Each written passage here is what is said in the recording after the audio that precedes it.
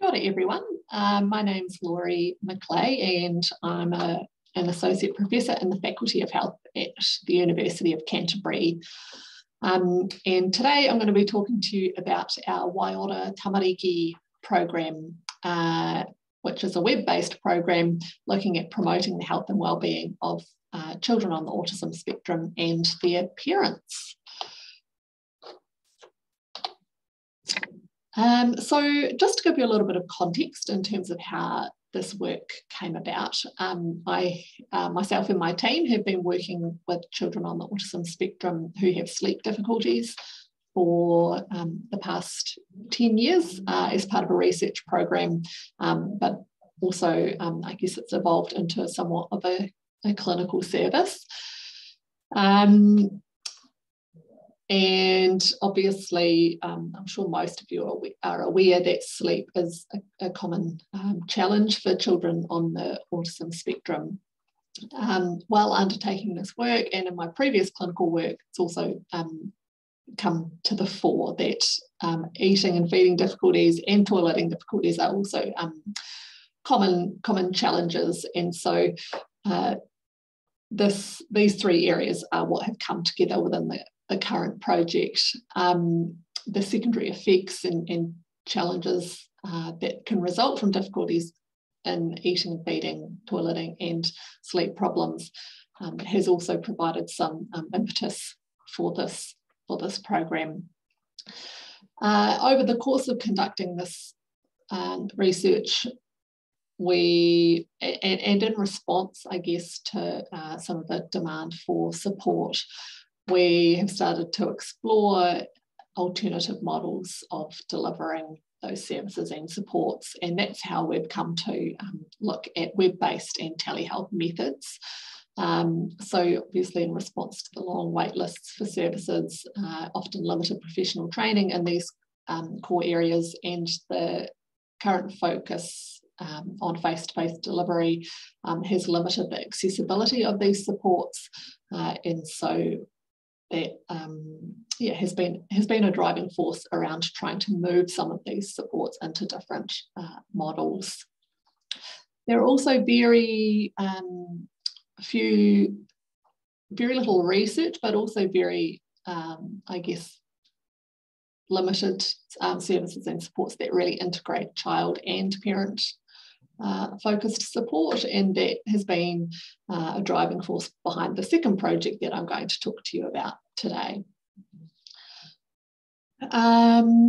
So there are two core projects that we have underway at the moment, both of which are housed within our Waiora Tamariki website, which I'm going to show you shortly. The first is looking at the effectiveness of telehealth-delivered health promoting interventions for children on the autism spectrum, and that's specifically looking at eating, feeding difficulties, sleep difficulties, and toilet training. And then the second project is examining the relative and combined effects of child-focused supports with or without caregiver-focused support. So I'll talk to you a little bit more about that as well. In terms of the first project, looking at telehealth-delivered health promoting interventions, our aim is to understand the effectiveness of web-based and telehealth-delivered supports for health promoting behaviours, so eating, toileting and sleep, to identify some of the components of effective telehealth interventions. And one of the ways that we're going about doing that is by having quite discrete levels of support within each of our study phases. So for parents who come into our program, during the first 4 weeks, they have independent access to web-based materials. During the second phase, they will participate in online group coaching. And during the third phase, that's when they receive individualised support, again, via online methods. The third aim is to identify whether this approach is perceived by parents to be culturally responsive, acceptable and beneficial. And then the final aim is to look at if we can improve sleep, eating and toileting, does this result in any benefits in terms of children's daytime behaviour and parent and child well-being? So within this study and the next study that I'm going to talk to you about, we're working with children who either have a diagnosis of autism or high likelihood of autism and who are between 2 to 5 years of age. So I'm going to show you now our Waiora Tamariki website so you get a sense of what it looks like. Bear with me while I navigate the technology, moving in and out of Zoom.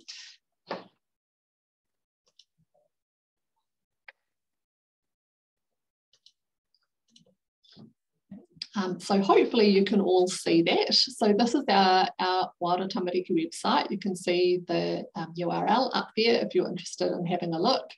At the moment, the content's restricted, so you will only be able to see, I guess, the core outline, but won't be able to have access to the modules themselves.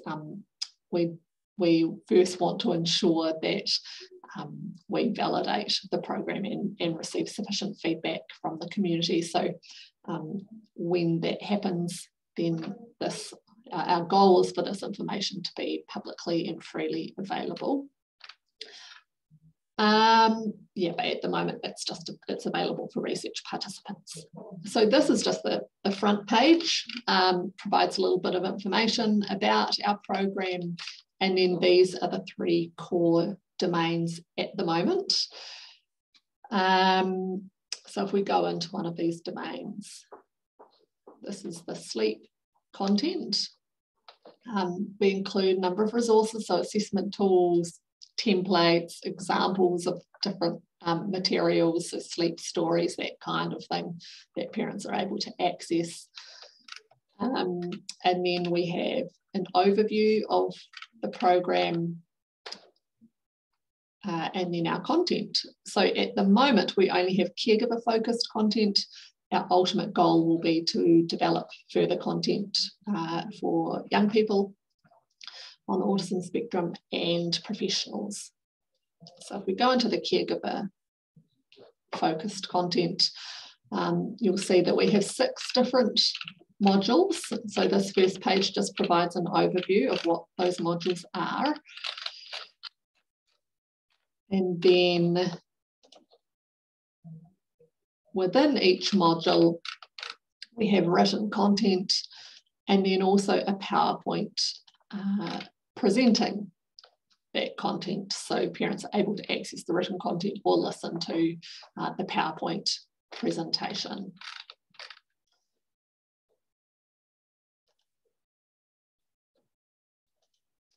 So I'm just going to take you back to the presentation. Within the website as well, we also have online discussion forums and things like that so that parents can connect virtually. So the focus of our second project is on telehealth-delivered child and parent-focused support. So we're looking at the effectiveness of naturalistic developmental behavioural interventions for children and acceptance and commitment therapy for parents, either alone or in combination. And the outcomes that we're looking at are related to children's social communication and caregiver mental health and well-being. So the Waiora Tamariki website, which I showed you, will also house content related to children's social communication and acceptance and commitment therapy. So that's being developed at the moment, and we're hoping to begin recruitment for that study in the next couple of months.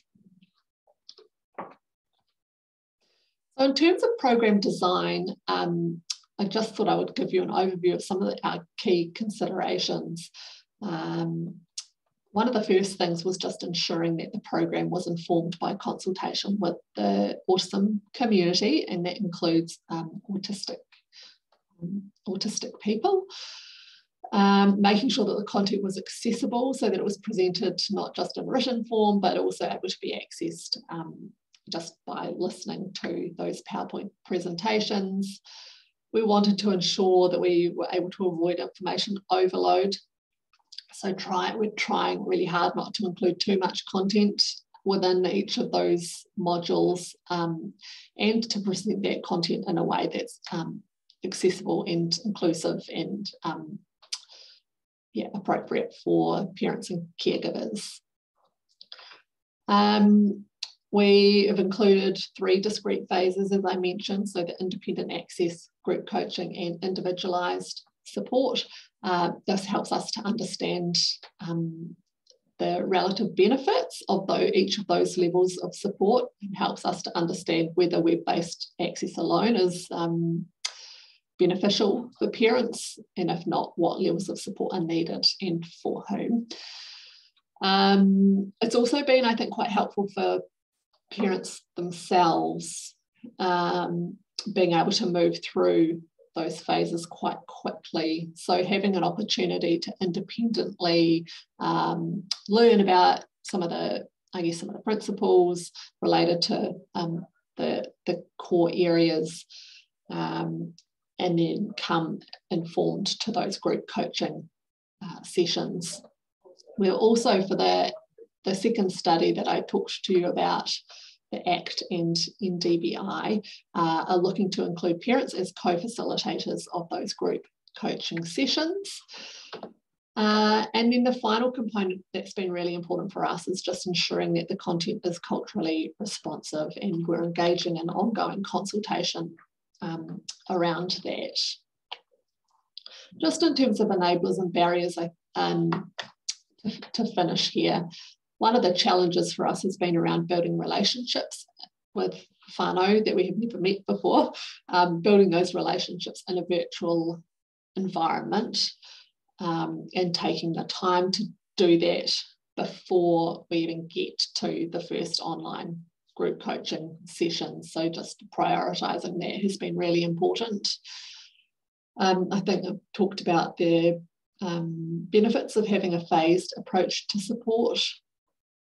Parents have received a lot of positive feedback about the group coaching sessions and the opportunities that has enabled in terms of parents being able to share their experiences, but also hear about the experiences of others, just in terms of, I guess, having experiences to relate to, but also in terms of strategies that they've tried and things that might be useful. I think technology, as we all know, is an enabler and a barrier. So the families who participate in our program are those who have access to sufficient internet and that kind of thing. And so I guess I really would like to know more about the barriers to parents who don't get to the point where they are actually engaging in the telehealth program, and how we might be able to address those. And we're working more to enhance the web-based functions to support engagement and things like that. So these are all things that are a little bit of a work in progress. So that brings me to the end of my presentation. Just to conclude, if anyone is interested in more information, then please don't hesitate to contact me. You can do so through the Waiora Tamariki website, or you can email me directly. So my email address is laurie.mcclay@canterbury.ac.nz. And I think that's shared in the Lunch and Learn session flyer as well. Yeah, if you have any questions, please don't hesitate to get in touch. Thanks.